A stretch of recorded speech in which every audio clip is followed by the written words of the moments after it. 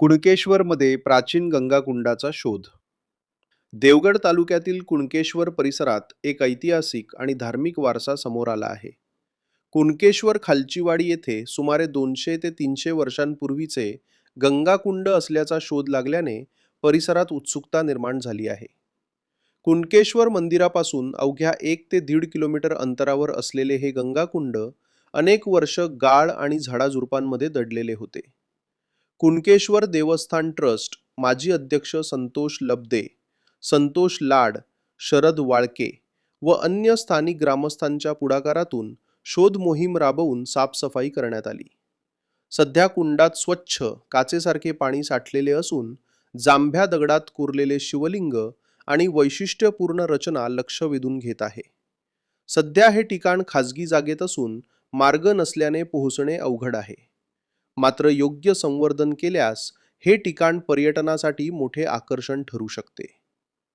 याबाबत जाणून घेऊया श्री देव कुणकेश्वर मंदिर देवस्थान ट्रस्ट माजी अध्यक्ष संतोष लब्दे व कोकण इतिहास परिषदेचे सदस्य रणजित हिरलेकर यांचे. मंदिरामध्ये बसलो होतो लाड शरद वाळके. त्यावेळी आमची चर्चा चालू झालेली असताना की प्रत्यक्षात बाबा दहिबावला गंगा आली आहे, आपण तिकडे बघायला जाऊया. त्या उद्देशाने आमचा बोलणं चालूच असताना राजापूरची पण गंगा आहे आणि त्यावेळी लाड आणि शरद वाळके म्हणाले की आपल्याकडे पण गंगा येते पूर्वी, असं आपल्याला ऐकिवात आहे, पण प्रत्यक्षात कुठे आहे किंवा काय ह्याचं आम्हाला प्रत्यक्षात माहिती नव्हतं.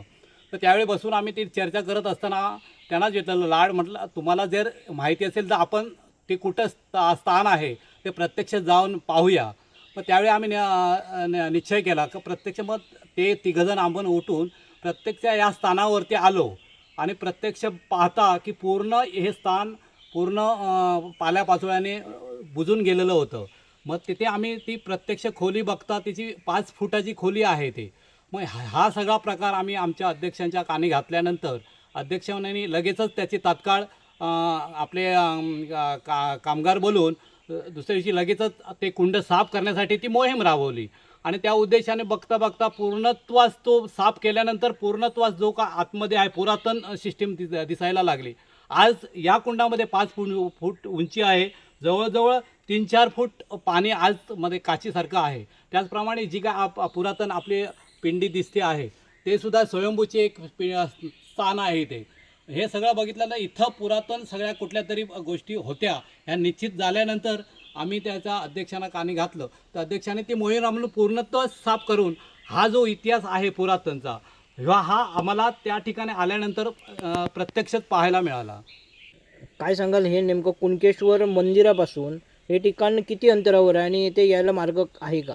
साधारण कुणकेश्वर मंदिरापासून 1-1.5 किलोमीटरच्या अंतरावर आहे, परंतु येण्यासाठी मार्ग नाही. प्रत्यक्षात आता याची पाहणी केल्यानंतर आम्ही अध्यक्षांच्या कानी घातला हा विषय.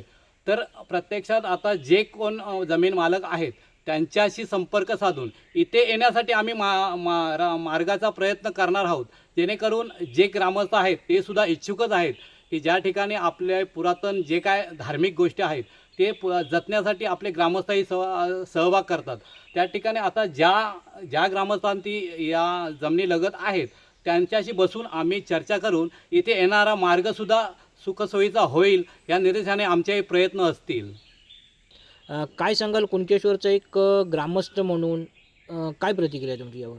कुणकेश्वरचा एक ग्रामस्थ म्हणून हा एरिया आज बघितला तर काही एकरमध्ये आहे, कारण ज्या झाडीझुडपामध्ये ज्या काय गोष्टी आहेत ते आपल्याला माहिती नसतात. ज्यावेळी पुरातनच्या ज्या लोक सांगतात की आपल्या ह्या ठिकाणी ते कसं होतं किंवा तसं होतं, त्याची चौकशी करून आपण ज्यावेळी पोचतो त्या ठिकाणी आणि प्रत्यक्षात पाहणी करतो तर त्यावेळी ते निदर्शनात येतं. आमचा प्रयत्न एवढाच आहे की पुरातन ज्या गोष्टी आहेत आपल्या गावामध्ये ते माहिती करून ते जे पर्यटक येतील त्या पर्यटकापर्यंत पोहोचणे आणि पर्यटन वाढवणे हाच आपला उद्देश असतो.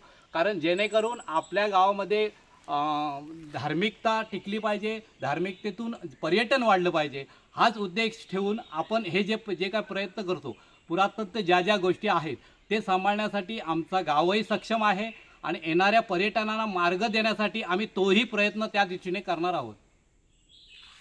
गेली 25-30 वर्ष तरी या गंगेकडे पूर्णपणे दुर्लक्ष झालेलं होतं. साफसफाई किंवा तो सगळा जंगल भाग झालेला होता. पण मला आठवतं माझी आजी त्या गंगेमध्ये स्नानाला गेली होती मी लहान असताना. आणि तिथली जवळपास जी राहणारी मंडळी आहेत त्यांच्या आठवणीमध्ये आहे की पूर्वी ती गंगा यायची, ते कुंड भरून व्हायचं.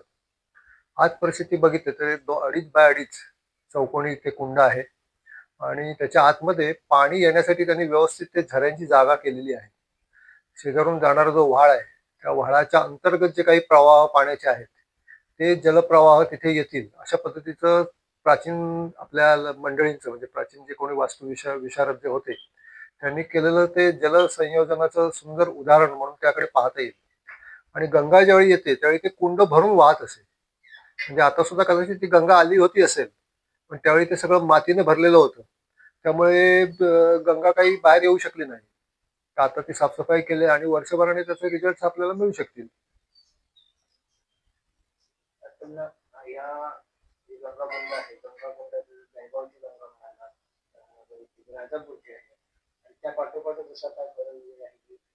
मुळात हाच जो सगळा प्रकार आहे तो भूगोलशास्त्रीय हा सगळा विषय आहे.